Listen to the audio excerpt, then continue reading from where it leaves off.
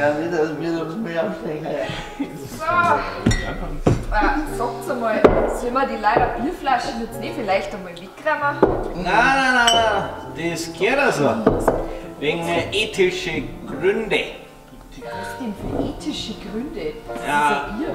Sag einmal, hast du noch nie was von artgerechter Bierhaltung gehört? Genau. Du kannst doch jetzt die nicht einfach von der Herde trennen. Artgerechte Bierhaltung. Also ein Spinner, der ist schon.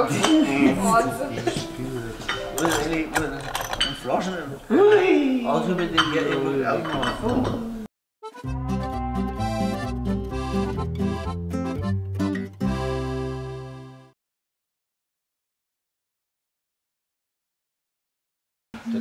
So,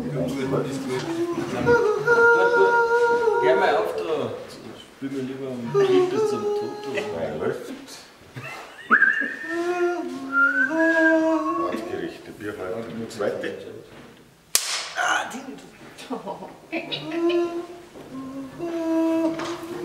Und bitte.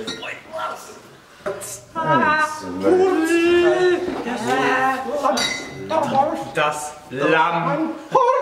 Hurt. Der Kranich. Er kräht.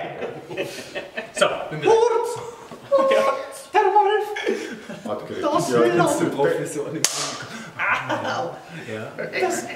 Lamm. Hurt. Bitte. Hast du noch nie was von der artgerechten Bierhaltung gehört? Sag. Du, also macht man das jetzt. Nur noch ein Satz. Du, Scheiße, Entschuldigung. Du bist ein. Machen wir gleich nochmal eine. Lass so langsam. Wie war der Text nochmal klar? Nein. Das hat ethische Nein, Gründe. das muss so sein. Das muss. Das muss so sein, das hat ethische Aus Gründe. ethischen Gründen. Das muss so sein, aus ethischen Gründen. Das muss so sein aus ethischen Gründen. Sagt's einmal, sollen wir mit den eurer Bierflaschen jetzt nicht vielleicht einmal wegräumen? Nein. Hast du noch nie was von artgerechter Bierhaltung gehört? Ah, Kruzifix. Ja.